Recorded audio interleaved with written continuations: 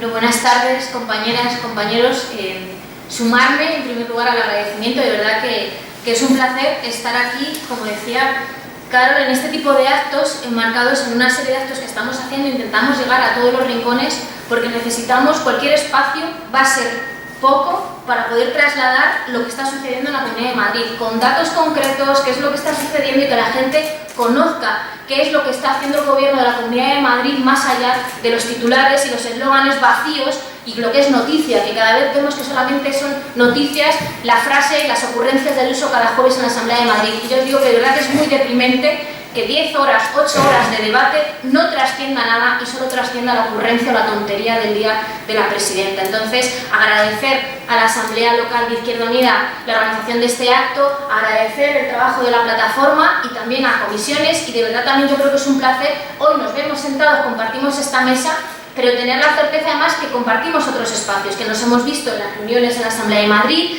con comisiones precisamente para hacer las enmiendas a la ley Ómnibus. Pues también pedimos una reunión para ir acompañando y entendiendo que tenemos que hacer un trabajo lo más colectivo posible e ir todas en la misma dirección. Por lo tanto, bueno, este es un ejemplo de que al menos la voluntad por parte de Izquierda Unida, ya sea en el ámbito orgánico, también como en el institucional, en nuestro trabajo parlamentario, es no hacerlo por nuestra cuenta, sino ir acompañando las reivindicaciones o ser el altavoz o intentar ser lo más posible de las organizaciones sindicales en la defensa de la dignidad de la clase de trabajo, en las condiciones laborales y en la defensa de la sanidad pública. Entonces, agradecer el acto.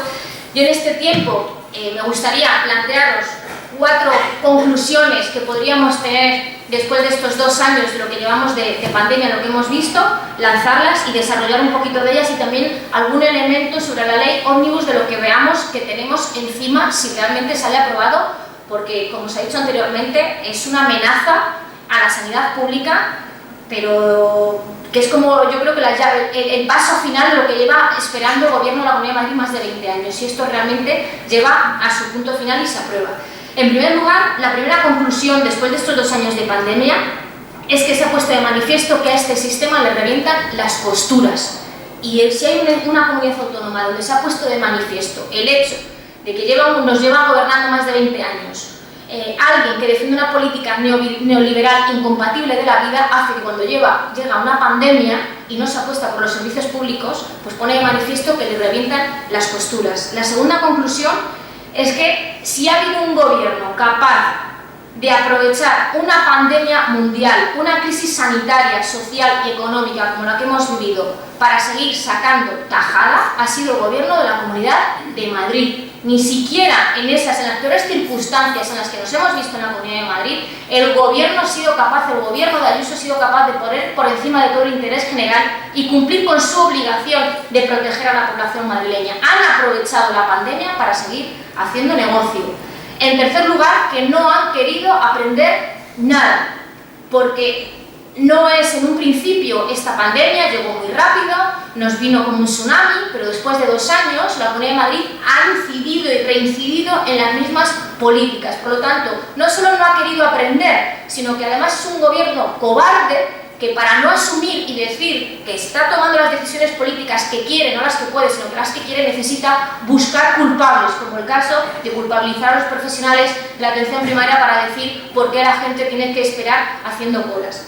Y en cuarto lugar, que ahora lo que pretenden hacer, por ejemplo, en la ley Ómnibus, es blindar por ley lo que la excepcionalidad de la pandemia les ha permitido hacer. Es decir, han visto que el estado de alarma y las contrataciones por la vía de la emergencia y saltarse cualquier tipo de procedimiento de control parlamentario, de control en los mecanismos de contratación, les ha venido muy bien. Entonces, ¿qué podemos hacer? Pues vamos a modificar las leyes para que ya no sea necesario un estado de alarma o una pandemia para seguir funcionando así, contratando y privatizando servicios a diestro y siniestro. Y esa es la cuarta conclusión. Desarrollando un poco estas 4 ideas. Cuando decimos que a este sistema le revientan las costuras, todo el mundo nos ha aprendido lo imprescindible que era tener unos servicios públicos fuertes para hacer frente a esta pandemia. Yo me pregunto, ¿qué hubiese pasado? Porque no olvidemos que además la Comunidad de Madrid es la Comunidad de Madrid con el exceso de mortalidad más alta más que el resto, y a nivel europeo también que otras comunidades autónomas. ¿Cómo ha afectado 20 años de recortes de la sanidad pública para cuando ha llegado esta pandemia? Y voy a poner un ejemplo concreto. Sabéis que cuando llegó el 22 de marzo y dice que se abre el hospital de IFEMA, se cierran los centros de salud porque se llevan a todos los profesionales al hospital de IFEMA. Para un hospital, en esto del populismo sanitario, que es lo que ha practicado y siguen practicando todo este tiempo, que iba a ser un hospital de 5.000 camas. Jamás fueron 5.000 camas. Fueron 1.000 camas. Y esto lo digo porque 1.000 camas no son ni la mitad de camas que la propia Ayuso y Esperanza Aguirre y todos estos años han ido cerrando en la sanidad pública. Por lo tanto, no se hizo un refuerzo de camas. Se tuvo que volver a recuperar lo que se ha estado cerrando y llevar todos los profesionales de un servicio que era imprescindible y llevarlos allí. Ese es uno de los ejemplos que demuestra la importancia de tener unos servicios públicos fuertes y las consecuencias de llevar más de 20 años gobernados por alguien que está cargándose y desmantelando los servicios públicos.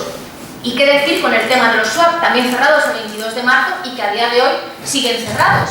Y en este sentido, justo ayer tuvimos comisión de sanidad y bueno, yo registré unas preguntas porque si os metéis en la página del SUMA 112, a día de hoy podéis ver en la página web que sigue apareciendo aviso, cierre temporal desde el pasado 22 de marzo.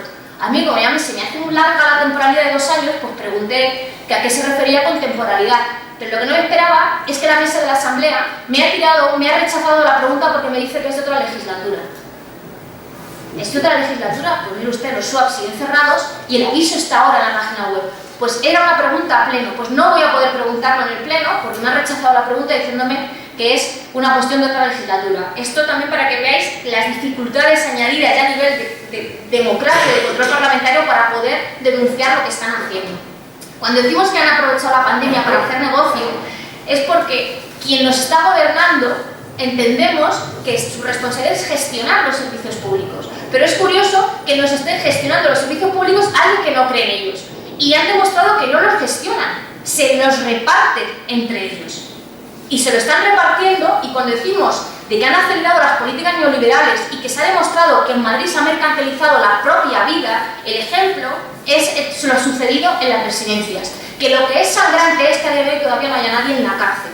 Yo en cada acto, cada posibilidad que lo tengo, lo digo. Deseo que alguien termine en la cárcel. Y lo deseo no por una cuestión personal, por un acto de justicia. Porque, compañeros y compañeras, en los momentos más duros de la pandemia, cuando ha pasado el tiempo, vimos, y hubo una comisión de investigación de las residencias, pero que ahora en esta nueva legislatura PP y Vox se pusieron de acuerdo para que no se investigue, pero empezó a caminar en la anterior legislatura, en la corta legislatura, vinieron ya médicos de residencias y vinieron a decirnos que efectivamente, si tenías un seguro privado, sí te podían llevar a un hospital. Y nos decía una doctora que era su vía de escape, que miraban si tenía seguro privado para llamar a la familia. Y nos contaba un caso que de hecho vino una ambulancia, se llevó a esta persona y esa persona volvió a la residencia. Es decir, si ibas con la chequera por delante, por lo menos tenías posibilidades, probabilidades o tenías de sobrevivir. Si no, ibas a morirte en una habitación.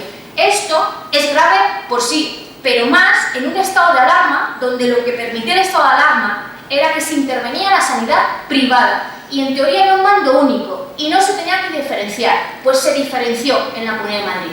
Y con los días luego supimos que mientras estaban esos dichosos protocolos de la vergüenza que decían que si ya tenías, estabas en una silla de ruedas o tenías determinada edad o determinada patología, no te iban a derivar al hospital, había UCIs libres en la sanidad privada.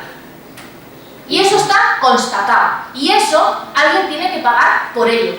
Pero tiene que pagar por ello judicialmente y políticamente, socialmente. Y por eso hay que seguir repitiéndolo. No podemos caer en la desmemoria por una cuestión de justicia, porque por desgracia hay mucha gente que ya no está.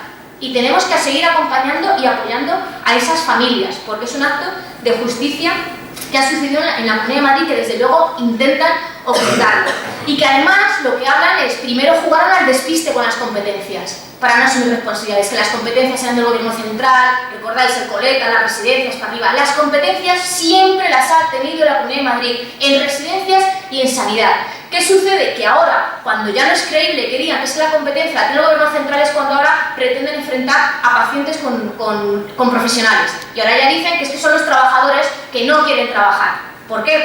No se pueden permitir que nos pongamos de acuerdo pacientes y profesionales para señalar a los verdaderos culpables, que son los que dicen qué presupuesto va a tener la atención primaria, que son los que dicen a quién se despide.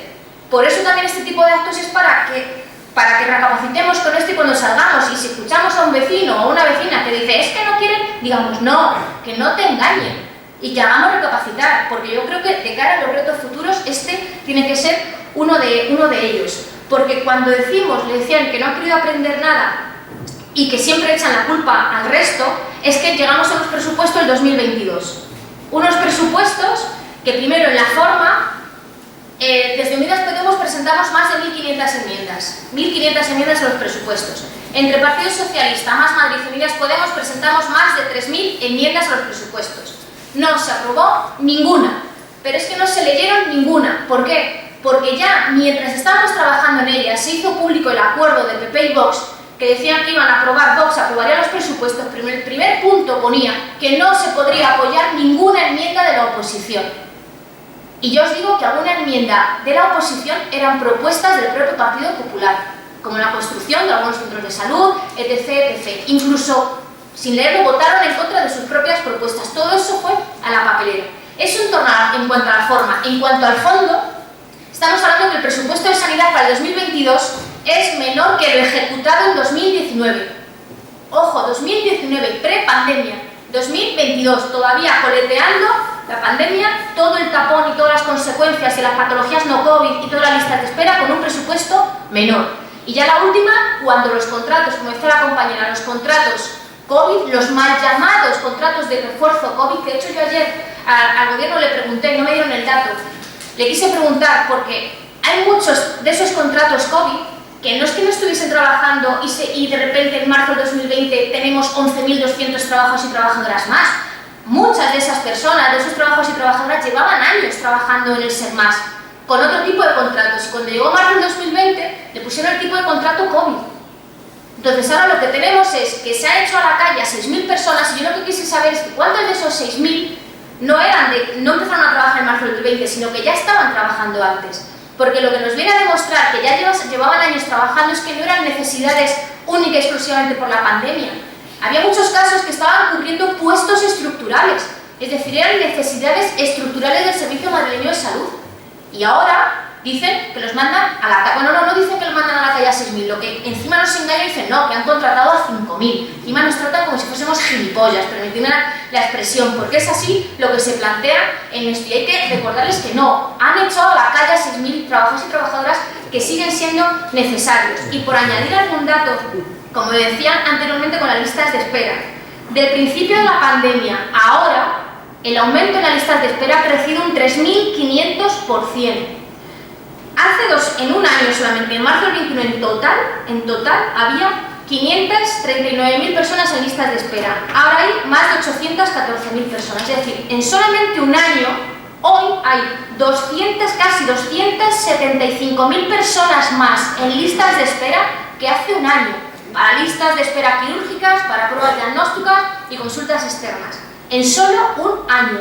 Y con estos datos entienden que ya pueden prescindir de 6.000 trabajadores, 1.000 de ellos en atención primaria, para que luego nos encontremos centros de salud que no pueden atender por la tarde, etcétera, etcétera. Esto viene a corroborar que no son errores, no se hace lo que se puede, es que otros están haciendo lo que ellos quieren, pero encima son tan cobardes que tienen que echar la culpa a otros para que la gente los eche encima de responsables de su gestión sanitaria.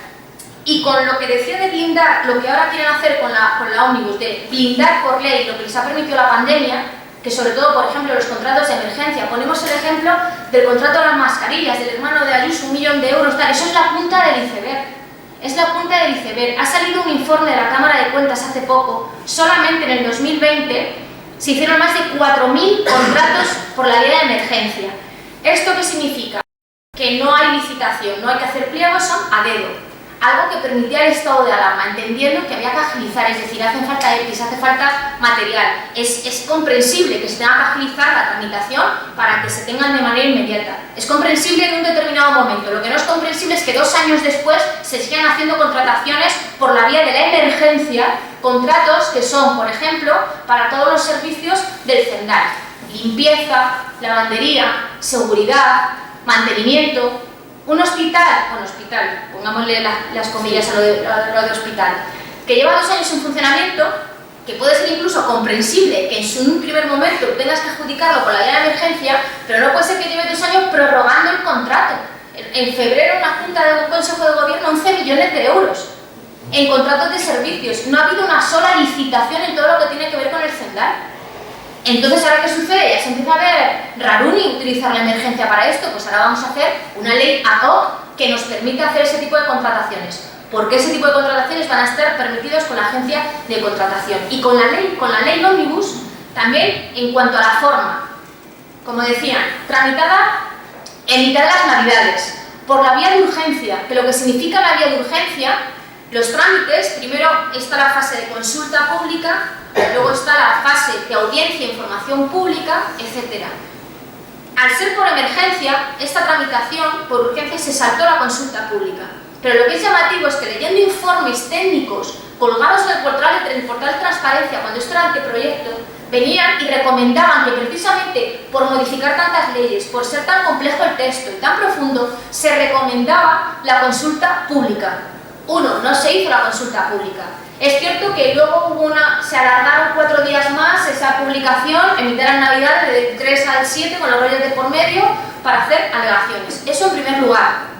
En segundo lugar, justifican, esto el nombre de la ley Ómnibus se llama Proyecto de Ley de Medidas Urgentes para el Impulso de la Actividad Económica y la Modernización de la Administración de la Comunidad de Madrid. Un nombre muy largo. Esto en la ley no hay nada que tenga que ver con la modernización, ni nada que se le parezca. Ni nada que se le parezca. Toca muchísimos temas, pero centrándonos en el de sanidad, y lo justifican ¿por qué? Porque quieren tramitar de una sola vez todas las leyes que el gobierno tenía previsto llevar a cabo en la legislatura.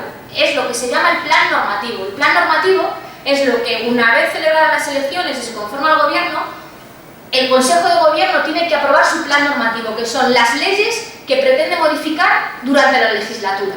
En esta legislatura el plan normativo se aprobó en noviembre, 9-10 de noviembre, en Consejo de Gobierno. Esto estamos hablando de diciembre. Vale, la excusa es que quieren tramitar todas esas leyes que tenían previstas de una vez. Dices, vale, perfecto. Oh, sorpresa, otra vez. De repente aparecen leyes o aparecen modificaciones que no están en el plan normativo. ¿Sabéis cuál es una de ellas? La Agencia de Contratación Sanitaria.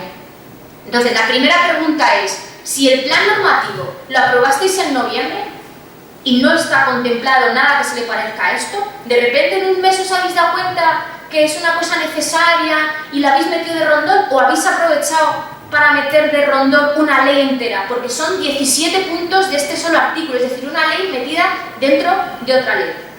¿Esto se puede hacer? Se puede hacer, pero hay un requisito legal, y es que cuando tú quieres modificar una ley que no la has aprobado en el Consejo de Gobierno, tienes que hacer un informe, una memoria, que se llama una memoria de impacto normativo, y tiene que estar justificado. Pues si nos vamos al portal de transparencia, nos descargamos el informe relativo a la agencia de contratación, en el índice efectivamente pone justificación en caso de que no esté en el plan normativo, pero si vemos el documento se salta en el punto. No está el punto de justificación, no existe. Por lo tanto, estamos viendo algunos vacíos, vamos a dejarlo en vacíos, ya la justicia tendrá que decir lo que es en lo que es la propia tramitación de la forma. Lo cual nos viene a preocupar mucho más, de decir, lo están intentando hacer, pero la gravedad de los hechos en el fondo, por dar 3 claves que tiene que ver, por no enrollarme mucho, se me va el tiempo, perdonadme, pero es que al final son tantísimas cosas, pero algunos elementos claves de la agencia de contratación. Como decía, se escapa el control parlamentario, la opacidad, lo que tiene que ver con la financiación. ¿Sabéis cómo se va a financiar esa agencia? Por un lado, con los presupuestos, pero por otro, con donaciones de entidades y particulares. La financiación ya va a estar participada de empresas y de donaciones. A la vez, esta agencia puede participar en el capital de esas empresas. Por lo tanto, el conflicto de intereses, es decir, puede recibir donaciones de unas empresas y la agencia puede participar de esas empresas. Viene a decir que si hay otra crisis como esta, se va a permitir que las contrataciones solamente sea necesario el presidente y el vicepresidente de la agencia de contratación para hacer las contrataciones que les dé la gana. No solo de suministros, porque ellos justifican que también es para centralizar y que digan, bueno, pues si un hospital tiene que comprar bombillas y otro, bueno, que se centralice la compra para que sea más eficiente. Eso también es mentira, porque eso actualmente había una ley en el SERMAS, se permite, hay una posibilidad de compra centralizada. Por lo tanto, eso también es mentira. La disolución, recoge la propia agencia de contratación, la disolución de la agencia puede ser por ley, por decreto del Consejo de Gobierno, por ineficiencia e incumplimiento de objetivos u otros. Cuando vean que esto no es rentable, se puede disolver. ¿Y cómo se liquida?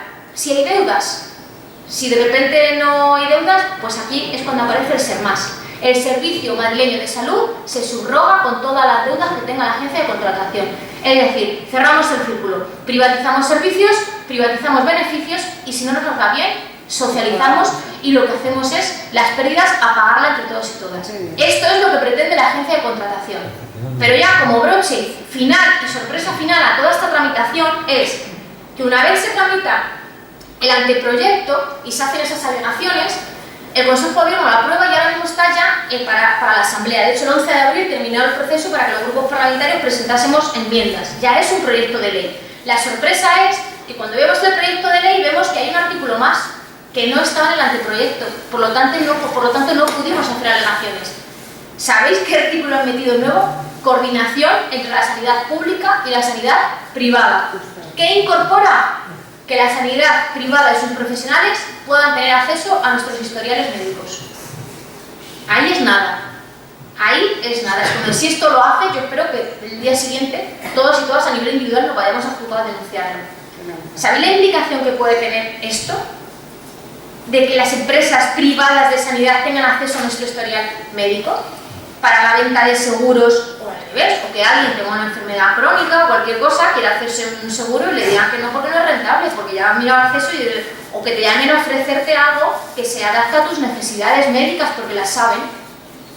Esto no estaba en el anteproyecto y lo justifican para responder a las alegaciones de un lobby empresarial de la sanidad, lo cual a nosotros nos genera serias dudas a nivel legal, porque si no estaba antes, claro, nosotros ahora no podemos alegar, nadie se ha podido alegar. Entonces no solamente es la agencia de contratación, sino que ahora otro gran peligro es que nuestro historial médico esté en manos de la sanidad privada. Así que con todo esto, termino con lo que decía Carol, tenemos un reto.